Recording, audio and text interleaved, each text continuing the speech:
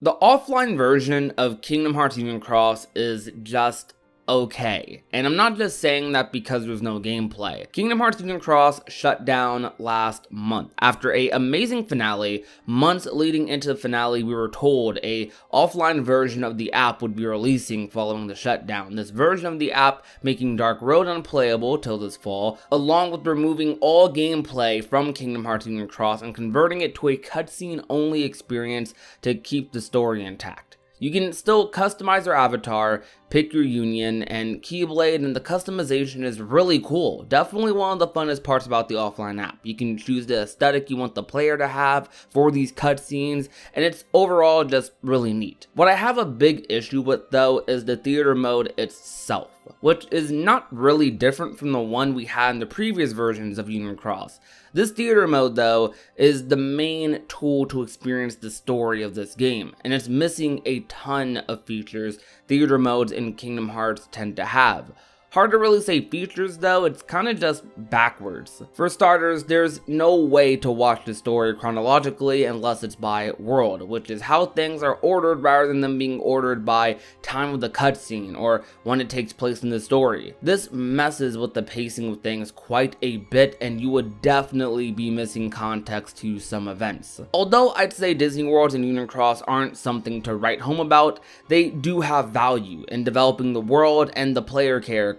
Especially worlds like the Wreck-It Ralph world, which does have a fair bit of main story involvement, and there's nothing the game does to tell you when these cutscenes really take place in the theater mode. There's no order, there's no option, no tab to tell you, hey, this scene takes place here, nothing like that. The issue with them being ordered by world like this, with no other option for a chronological or release order of the cutscenes, is that the way the main story worked in Union Cross was that you'd often have the player in Disney World as cutscenes were happening. This makes things a little confusing during scenes where the player just pops up out of nowhere after mysteriously disappearing for multiple major events. If you just watch the Daybreak Town cutscenes exclusively, this is especially the case. Which I won't say is the worst thing ever, but people that watched the Daybreak Town cutscenes as the game was releasing were well aware of what was happening and where with the player, and had the choice to skip it or not in most cases. A lot of people knew the player went to a Disney World because we had to get through the quest to get to the next cutscene. We saw them arrive at the Disney World in the next quest. We knew they were on summer vacation because we saw them hanging out with other dandelions and when it happened. You have minimal idea when a world visit takes place during some of these moments. A lot of people are just going to watch the Daybreak Town cutscenes, and that's okay. I'd rather people do that than not experience the story at all,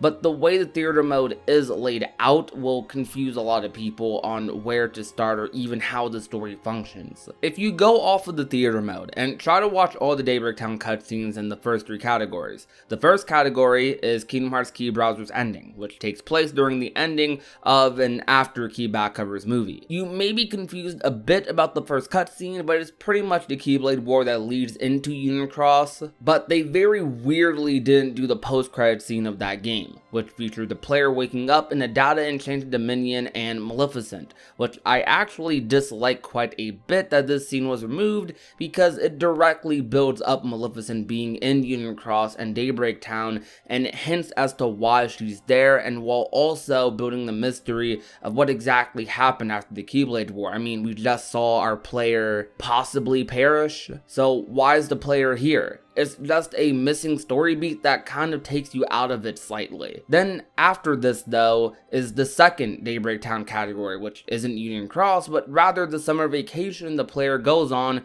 which they don't have it ordered in the theater mode, so when this happens in the story, you don't really have any idea. You're just kind of confused about the placement. And then after this category, you go right into Union Cross and Unchained Key cutscenes finally, but if you're getting into this for the first time off of the theater mode of this offline app, you'd probably be super confused as to why your player is just now learning how to fight and use the Keyblade after you've seen them fight multiple times. And that's because that's how it is if you just go off of the theater mode and try to go in that weird order. It just kind of happens. It's just a little sloppy in my eyes. I was hoping it maybe be a bit more put together, but I feel like people are still going to be very confused without looking up some things if they're only really experience what the key franchise is this, which is the exact opposite of what it should be. Also, no play all option for cutscenes, so you have to go to the menu every time you want to watch a new one.